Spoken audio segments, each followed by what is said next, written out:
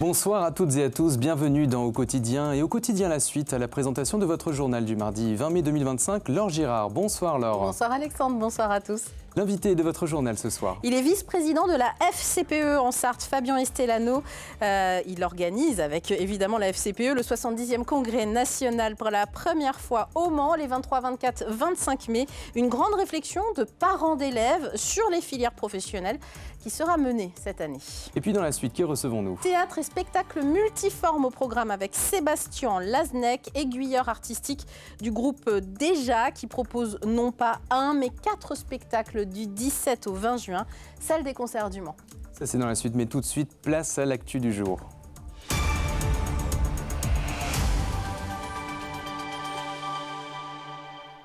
Bienvenue dans votre journal du mardi 20 mai 2025 avec au sommaire la présence possible du loup en Sarthe. Le préfet de la Sarthe a donc mis en place une cellule de veille départementale si d'aventure la présence de l'animal était détectée chez nous. Une dernière soirée de fête pour le Mans FC suite à sa montée en Ligue 2 et les dernières annonces du président Thierry Gomez. Et puis un nouveau projet artistique dans le cadre du festival Plein Champ au Mans sur les murs du Palais des Congrès et de la Culture. Mais on ouvre ce journal avec un sujet qui semble intéresser l'homme depuis la nuit des temps. Notre département est classé en zone d'expansion possible du loup, Laure. Oui, même si la présence du loup en Sarthe n'est pas avérée, l'animal a été détecté dans plusieurs départements voisins, dont la Mayenne. Dans un but d'anticipation, Emmanuel Aubry, le préfet de la Sarthe, a installé une cellule de veille départementale. Elle permet notamment la mise en place d'un tout premier dispositif de protection des troupeaux pour les éleveurs ovins et caprins du territoire. Marc Séverac, directeur départemental des territoires de la Sarthe, nous en dit plus au micro d'Anthony Piton. Le loup est essentiellement présent aujourd'hui dans l'arc alpin, dans les Alpes. Mais effectivement, il progresse sur le territoire et l'ouest de la France est considéré comme front de colonisation. On estime la population sur le territoire national à un peu plus de 1000 individus. Et des animaux isolés peuvent effectivement passer ponctuellement dans le département. Comme le loup a été observé ponctuellement dans des départements limitrophes, le département peut bénéficier aujourd'hui du classement en cercle 3, ce qui permettra aux éleveurs d'ovins et de caprins de bénéficier de financement de l'État et de l'Union européenne pour l'acquisition de chiens de troupeaux, leur formation et leur entretien. Et puis par ailleurs, les services de l'État vont également faire l'acquisition de matériel de protection de clôture qui pourront être mis à disposition des éleveurs en cas d'attaque. Et puis par ailleurs, donc, il a été mis en place un numéro unique où tout usager du territoire peut faire un signalement d'une observation qui pourrait être liée au loup ou éventuellement signaler une prédation suspecte, signaler aux agents de l'Office français de la biodiversité qui se déplacent sur le terrain et font les constatations. À ce jour, les attaques qui ont été signalées en fait, étaient le fait de chiens errants. Au Mans, la place Saint-Pierre a vibré au son du chant des supporters du Mans FC. Et vous y étiez, Alexandre. Ce lundi soir, quelques centaines de personnes, plus de 500, se sont réunies pour vivre cette nouvelle montée en Ligue 2. Au plus près du club, devant l'hôtel de ville du Mans, un moment festif complété par des annonces du président Thierry Gomez pour la saison prochaine, des annonces qui ont ravi la foule. Le reportage donc d'Alexandre Ferrer. L'ambiance du stade n'a pas quitté les supporters après le match de vendredi dernier. Faire la fête une dernière fois ce soir. L'occasion de faire raviver les souvenirs pour certains d'entre eux présents lors de ce dernier match de saison. C'était incroyable, 25 000 personnes qui étaient totalement folles. Et du début à la fin, tout le monde était heureux, tout le monde criait. Et même après le match, pendant les longues célébrations, c'était vraiment génial. Depuis que je suis revenu au foot, on a toujours eu des matchs gagnants. Donc j'y reste et je compte bien y rester. Donc on est en Ligue 2 et maintenant espérer aller encore plus haut. Plus on les verra et mieux ça sera, plus il y aura de connivence, plus il y aura de joie à partager ces moments-là. Je pense que c'est aussi une naissance de comment cette montée va va emmener tout le monde, quoi. Au moins tout le département. Et pendant cette réunion festive, le président du club en profite pour faire quelques annonces. Je suis aussi heureux de vous annoncer aujourd'hui la prolongation de Petit Blondinet, Martin Rossignol. Moi je pensais qu'il allait partir. On est très content qu'il a prolongé avec Le Mans. Martin Rossignol ainsi qu'Erwan Colas poursuivront l'aventure au Mans FC la saison prochaine. Les Manceaux ont déjà la tête au prochain derby.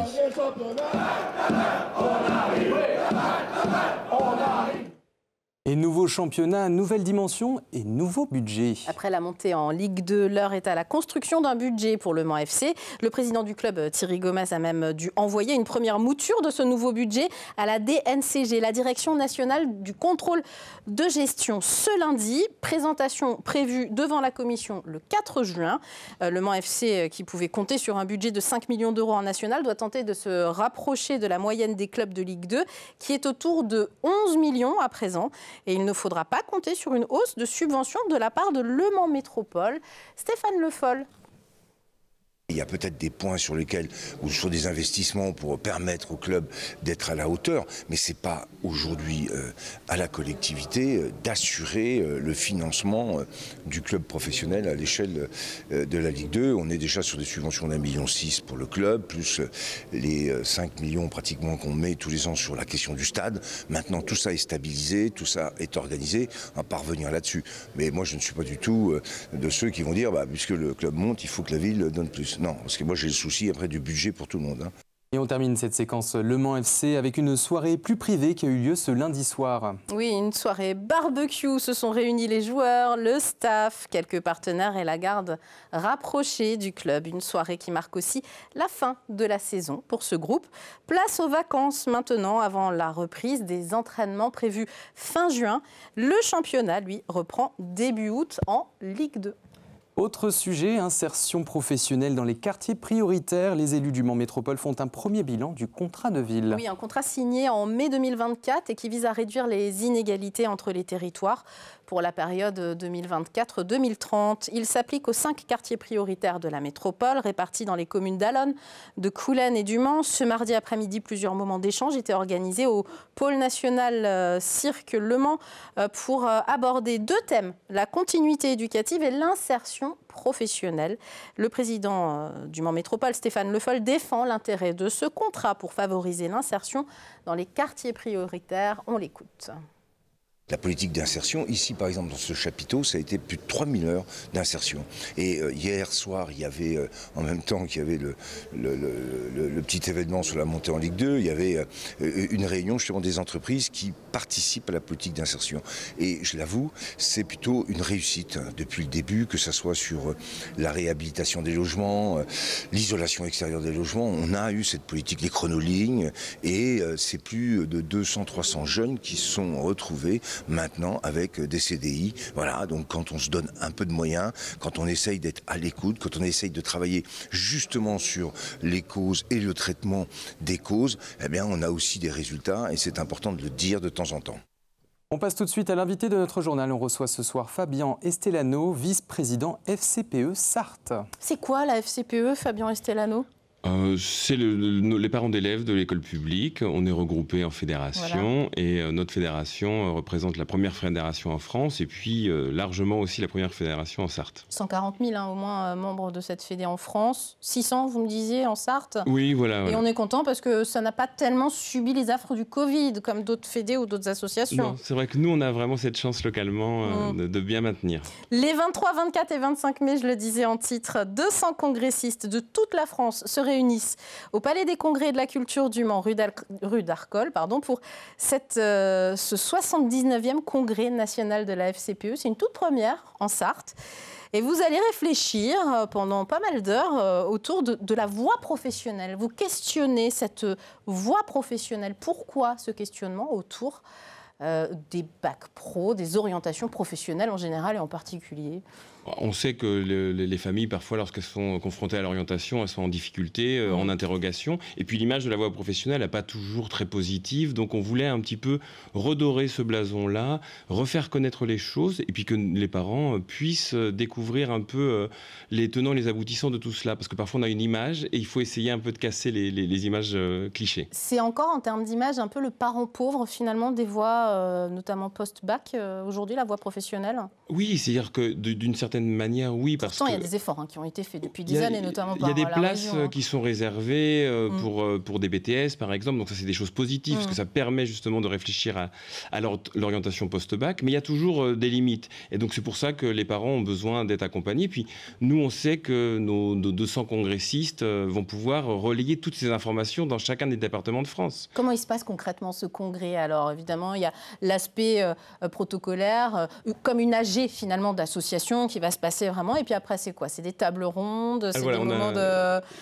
Deux tables rondes le samedi après-midi, une table ronde avec les lycées professionnels de Sarthe qui vont venir un peu présenter l'image de tout cela. Je le dis quand même, le lycée Provo, la voie professionnelle agricole, le lycée La Germinière évidemment qu'on connaît bien, le lycée agricole, Touchard-Washington également, et puis le lycée Le Mans Sud. Donc vraiment, vous avez affaire à des acteurs locaux et puis également des élus locaux qui seront présents. Voilà, également, on aura, dans la deuxième table ronde, on aura donc notre vice-président de Le Mans Métropole qui également est donc maire d'une commune et agricultrice. Donc elle sera là aussi Isabelle Le Balleur, pour ne pas la citer. Voilà. Elle sera là pour apporter son regard aussi sur ce qu'est la voie agricole, parce qu'on aura dans cette voie professionnelle ce petit pendant-là.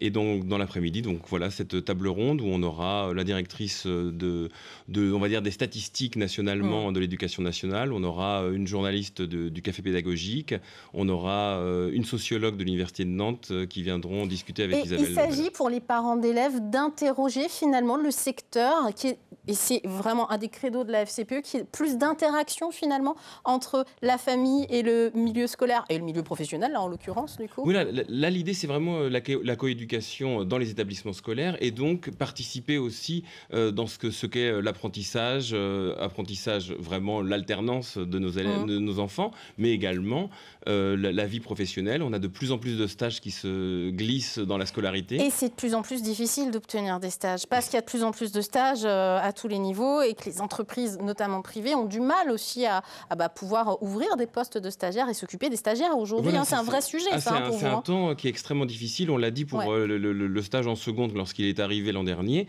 Les professionnels ont du mal à pouvoir libérer du temps pour pouvoir permettre tout cela. Les demandes sont multiples.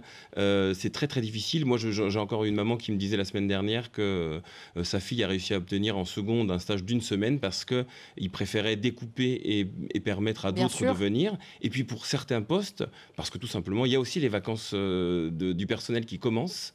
Et ceux qui n'ont pas de famille, en général, commencent à prendre les vacances en juin ou en septembre. Et donc, au mois de juin, c'est difficile d'avoir un stagiaire au sein des entreprises. Vous allez interroger des choses de manière effectivement très concrète pour donner des clés aussi, j'imagine, de réponse après le reste de l'année à tous les représentants FCPE sur tout le territoire national. La FCPE est ce congrès donc, qui n'est pas ouvert au public, mais par contre, il y a vraiment un temps ouvert au public. Vous organisez carrément un petit marché de producteurs locaux. Alors, expliquez-nous. Voilà, donc c'est un marché des saveurs. On a souhaité que... Alors, on a beaucoup d'entreprises qui sont impliquées dans le domaine de l'apprentissage ou de l'accompagnement de nos enfants dans les établissements. Et on s'est dit peut-être les mettre en valeur ce jour-là pour ouvrir le marché, pour ouvrir le congrès aux Manceaux et aux Sartois. Ça nous semblait bien. Donc de 9h30 à 17h30, juste à côté du Palais des Congrès. Donc le samedi, là, pour le coup. Le samedi, exactement. Là où on a les petites œuvres dont vous parliez précédemment dans le journal. Absolument. On va avoir un marché des saveurs. On va en parler après, d'ailleurs, de plein champ. C'est pas encore passé, mais on en parlait en off tout à l'heure. Donc vous allez voir sur le Palais des Congrès, ça c'est le reportage d'après. Donc effectivement, ce samedi, prenez date, un marché des saveurs, comme vous dites, c'est du producteur locaux finalement, pour permettre aux congressistes de découvrir notre belle région gastronomique et en même temps pour permettre, pourquoi pas, je lance ça comme ça, aux familles de faire un petit cadeau pour la fête des mères. Exactement. C'est dimanche, je dis ça comme ça. C'est le congrès des parents d'élèves et en plus, voilà, ça prépare dimanche la fête des mères. Exactement. Si vous voulez toute toutes les informations sur ce congrès et sur la FCPE en général, en local, vous êtes très actifs, je l'ai dit, il y a quand même 600 membres aujourd'hui. Un site internet 72.fcpe.asso.fr. Voilà, vous avez tout sur le YouTube également d'LMTV Sarthe au bas de notre édition. Merci mille fois d'être venu nous présenter ce congrès. Merci beaucoup. Vous l'aviez teasé, Laure, le festival Plein Champ qui décidément est partout en ce moment. Oui, tout est occasion de faire de l'art dans la rue en ce moment. La métropole et le Mans Événement profitent de la fermeture du Palais des Congrès et de la Culture fin mai pour 3 ans de travaux, je le rappelle, pour inviter 4 artistes à réaliser des collages sur l'édifice.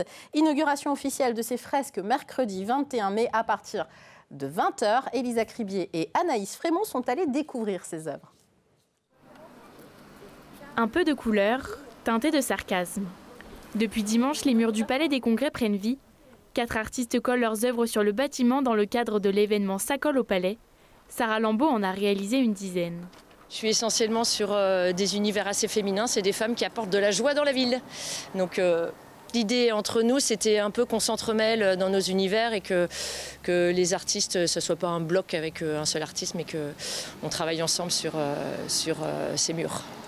Mais cette exposition est éphémère. À la fin du mois de mai, le Palais des Congrès fermera. Il sera démoli puis reconstruit. Ces œuvres, c'est une manière de lui dire adieu en beauté. Et pour les artistes, l'occasion d'exposer leur travail et de faire passer des messages. Pour faire un peu réfléchir, mais sans stigmatiser les marques ou stigmatiser les gens. Voilà, c'était plutôt dans cet esprit-là. Toujours light et drôle.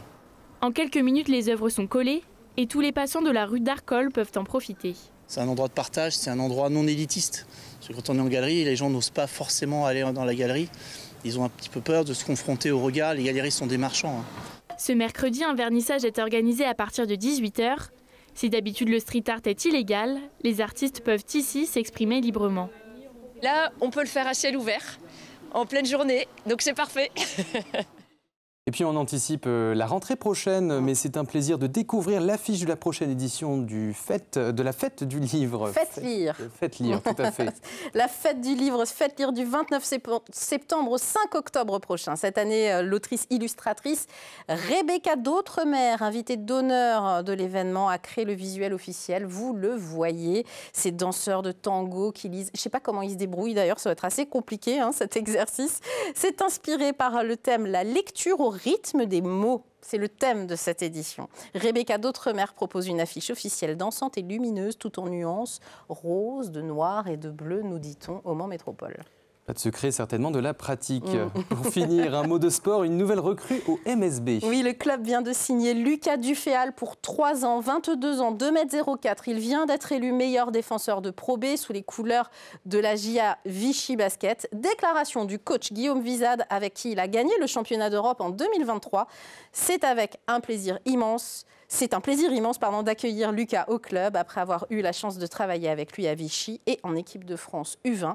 Je l'ai vu aussi s'épanouir cette année et devenir un joueur très dominant en Pro B. Fin de citation du coach. C'est la fin d'Au Quotidien. Dans Au Quotidien, la suite, Laure Girard reçoit Sébastien Lazenec, aiguilleur artistique du groupe Déjà, pour parler de 4 créations présentées du 17 au 20 juin prochain. Ce sera après une courte page de pub et de météo. À tout de suite.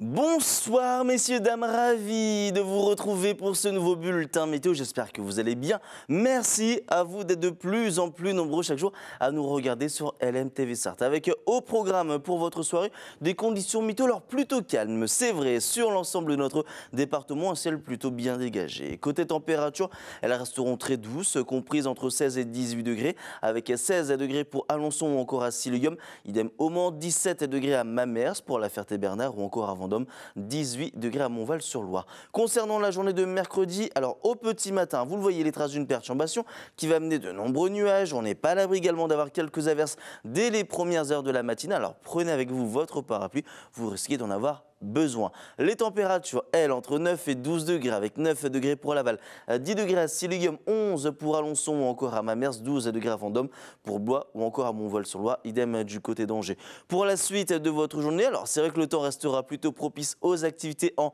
intérieur, avec toujours cette perturbation qui va amener encore de nombreux nuages, de la pluie. Alors les températures entre 20 et 22 degrés, c'est ce qu'on aura au milieu de l'après-midi. Mais c'est vrai que sous ces précipitations, ça devrait quand même légèrement baisser, avec 20 degrés pour Laval ou encore pour Alençon, 21 degrés à Mamers, 22 au Mans ou encore du côté d'Angers. Alors bonne nouvelle, c'est que cette perturbation ne sera que temporaire. À partir de jeudi, retour à des conditions météo un petit peu plus agréables, davantage d'éclaircies. Les températures, quant à elles, resteront plutôt stationnaires, entre 19 et 23 degrés au meilleur de l'après-midi, avec 19 degrés pour Alençon, 20 degrés au Mans, 23 degrés pour la Ferté-Bernard ou encore pour Pont-Valin.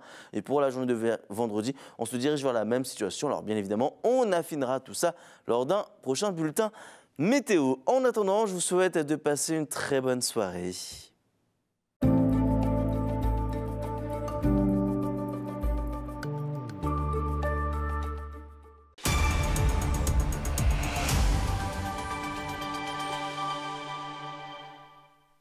De retour dans Au Quotidien, la suite en ce mardi 20 mai avec la qualité de l'air. Pour commencer, mercredi, la couverture nuageuse sera plus importante. Elle s'accompagnera de pluie en fin de journée, entraînant une baisse des concentrations d'ozone, vous le voyez. La qualité sera donc moyenne. Concernant les pollens, vous êtes peut-être concernés. En ce moment, ce sont les graminées qui sont très présents dans l'air avec un indice élevé. Donc à vos mouchoirs si vous êtes sensible aux graminées. Sébastien Lazenec, ça va les graminées, les petites fleurs que vous avez sur votre chemise ne vous rendent pas allergique? Sensible, moi. Quand même, hein, de plus en plus de gens le sont, vous inquiétez pas. Vous êtes Sébastien Lazenec, aiguilleur artistique du groupe Déjà. On vous a souvent reçu sur ce plateau d'LMTV Sarthe.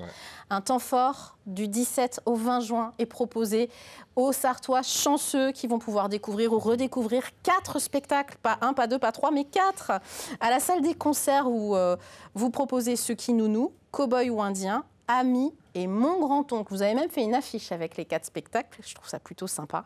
C'est en autoproduction, on le signale tout de suite, donc venez, parce que ce groupe Déjà ne vit que des entrées, tout simplement, du public. C'est plus compliqué que ça, mais on va dire ça. C'est plus compliqué que ça, mais bon, en tout cas, beaucoup. Et c'est de toute façon important pour des artistes d'avoir leur public. On va commencer par parler de ce dernier spectacle qui était en création, qui est encore en cours de création, si j'ai bien compris. On a quelques photos de Ce qui nous noue, avec ce thème des relations humaines, finalement, qui est au cœur de votre travail depuis tant d'années. Et là, c'est la question du couple qui se pose, avec ces photos absolument démentielles, qui sont très parlantes de la thématique que vous abordez. Comment faire couple? Pourquoi faire couple? À quel moment on se parle? À quel moment on ne se parle plus? C'est un peu tout ça.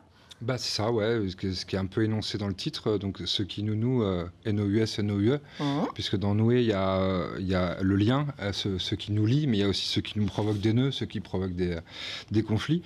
Et puis ça nous amusait à ce titre-là aussi, la petite consonance nounou, pour faire comprendre qu'il peut y avoir de l'humour dans le spectacle. Et oui, ça parle de nos liens de couple. On a traité pas mal les liens de ce qui nous unit dans la plupart de nos spectacles. C'est un peu notre ligne artistique. Entre autres, et là ça parle du couple, mais le spectacle a été créé, hein. Il est sorti en novembre à la scène nationale au Mans. On a joué à l'Espal fin novembre, 2 séances, et puis depuis il a fait 11 dates, je crois. On est allé en Loire-Atlantique. Ah donc j'ai dit une bêtise, il existe vraiment bien, quoi. En tout cas il est frais. C'est le début, voilà. Je disais, c'est vraiment la continuité d'un travail au long cours, hein, depuis quelques décennies maintenant, on peut le dire. Avec avant le spectacle Cowboy ou Indien. Alors, Cowboy ou Indien, on a la vidéo de ce qu'on appelle le teaser. Je veux bien qu'on regarde 30 secondes de ce teaser, si vous voulez bien. Pourquoi Benoît me demande plus de lui faire des dessins? Et pourquoi, quand ça m'arrive encore de lui faire un dessin, j'ai vraiment l'impression qu'il s'en fout? Pourquoi je n'ai plus les mêmes goûts que mon frère? Pourquoi je fais plus de skate avec Benoît? J'ai fait 9 ans d'études. Un prêt étudiant. J'ai bossé comme un malade pour avoir mon diplôme. J'ai refait un prêt derrière pour racheter la pharmacie familiale. J'ai toujours l'impression que mes parents, ils en veulent plus. Et pourquoi on part plus tous ensemble en vacances avec papa et maman? Moi, je peux poser ma tête sur les genoux de maman comme ça et puis me gratte le dos pendant des heures. pourquoi on prend plus. Le spectacle Cowboy ou Indien, là c'est la relation entre frères, si j'ai bien compris. C'est ça. Que vous développez. Ce qui nous, ça parlait de nos liens de couple, et là, Cowboy ou Indien, ça parle des liens de fratrie.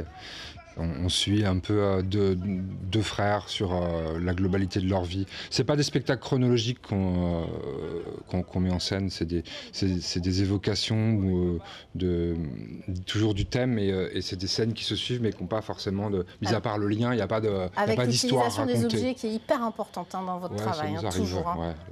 La danse, la musique, les objets, très important de parler de ce spectacle parce que vous souhaitez le jouer à Avignon cet été. Ouais, on part à Avignon cet été, Et donc Avignon, ce serait du 5 au 22 juillet, mais vous avez besoin de l'aide de votre public. Vous lancez un crowdfunding, crowdfunding, j'arrive pas à le dire. Un crowdfunding. Crowdfunding, comme on dit en bon français. Voilà, c'est ça. Un appel aux dons sur helloasso.com. Groupe Déjà emmène Cowboy ou Indien au Festival Off d'Avignon 2025. Allez-y. Si vous voulez aider cette super compagnie à monter le projet, parce que vous manquez de fonds finalement. Ça coûte assez cher finalement À Avignon, ça coûte une fortune, c'est trop. Mais de toute façon, on y va, quoi qu'il arrive. Vous l'avez budgété, c'est sur le Hello Asso. 45 000 euros, c'est ça. Entre la location du théâtre, la location de l'hébergement, les salaires, repas pour toute l'équipe pendant un mois, etc., ça monte très très vite. Et le festival, c'est très bien que de toute façon il y a des compagnies qui vont venir, donc les prix augmentent de plus en plus et c'est terrible. Mais c'est une grosse opportunité pour nous de montrer le spectacle à des professionnels, parce qu'Avignon c'est un marché en fait des professionnels, et donc il y a les directrices et les directeurs de tous les théâtres et festivals de France qui sont là pour faire leur programmation pour les années qui viennent. Donc c'est important pour nous d'y être. Mais on y va, de quoi qu'il arrive. Mais voilà, c'est pour éviter de pas trop se casser la gueule financièrement. On aimerait avoir de l'aide. Vous l'aviez budgété ce spectacle, c'est clairement les coupes subventions de la région Pays de la Loire qui impactent ce projet. C'était budgété avec avec la région. Quand on fait Avignon, on s'y prend plus d'un an à l'avance. Donc on sait depuis longtemps qu'on va au théâtre de la Manufacture à Avignon, qui est un théâtre qui a pas mal pignon sur rue et qui est bien suivi par la profession. Sinon, on ne serait pas allé prendre trop de risques. Et quand on s'est engagé dans cette histoire, la région des Pays de la Loire était encore avec une idéologie qui pour soutenir la culture. Et suite aux décisions de Christelle Morancet, tout ça s'est arrêté. Et normalement, on devait partir avec 15 000 euros en fait, de la région sur ces 45 000 euros qui nous auraient bien aidés. Ils ne sont pas là. Donc d'où cet appel aux dons. Voilà. On fait autrement. Voilà. Bon. Et appel aux dons qui est défiscalisable en plus pour les gens qui veulent mettre de l'argent. Ce qui fait qu'au bout du compte, c'est la même chose. Je rappelle, helloasso.com, allez-y. Groupe Déjà emmène Cowboy ou Indien. C'est le nom de ce super spectacle au Festival Off d'Avignon 2025. On a encore un peu de temps pour parler des deux autres spectacles. Alors, il y en a un rapidement, c'est peut-être la fin de ce spectacle. Mon grand-oncle, qui est un spectacle extérieur-intérieur, un spectacle de rue, mais vous emmenez, vous kidnappez carrément votre public à l'intérieur de bâtiments. Vous le jouez depuis très longtemps, ce spectacle. Depuis 18 ans. Voilà. C'est pour ça qu'on va bientôt arrêter. Bah oui, on peut comprendre. Et voilà. Parce qu'il a fait pas mal le Tour de France, il a fait pas mal de dates. Et il kidnappe le public, on peut dire ça. On le voit sur les images de la flèche, là. Ça, c'est des images de 2009, aux affranchis. Et ça commence dehors, mais c'est très rapide. On va rapidement dedans, mais on va pas dans un théâtre, on va dans un lieu un peu particulier. C'est une forme atypique. Pour vous, les lieux sont très importants. Et puis, pour finir le spectacle, Amis, théâtre, interrogation canine et manipulation d'objets. Parce que le comédien, très rapidement, révèle qu'il incarne un chien sur le plateau. On s'est dit comment parler de nos relations, nos liens d'amitié, nos relations entre amis. On s'est dit, par le regard du chien, ça peut être pas mal, parce que le chien étant le meilleur ami de l'homme, ça nous paraissait bien de lui donner la parole et de dire ce qu'il pensait de nos relations amicales à nous les humains. On retrouve toute cette belle programmation. Si vous voulez avoir des informations sur ce temps fort du 17 au 20 juin, salle des concerts au Mans, je le rappelle, pour les Sartois, où ces 4 spectacles seront joués, vous pouvez aller sur le site internet de la compagnie. C'est très simple et je ne l'ai plus sous les yeux. C'est quoi le nom de le site internet déjà? www.groupedeja. Groupedeja, tout simplement. Groupedeja.com, vous ne pouvez pas vous tromper. Merci mille fois, Sébastien Lazenec, d'être venu nous présenter ce travail. Tout de suite, c'est mardi soir, Bruno Palmier et Plus belle ma Sarthe nous emmène du côté du Lude, le rendez-vous patrimoine avec Pascal Mariette, et puis l'entretien en dernière partie avec Thierry Hamon, l'organisateur de la grande parade des pilotes. Voilà, restez pour cette belle émission. Nous, on se retrouve en direct mercredi 18h30. Salut!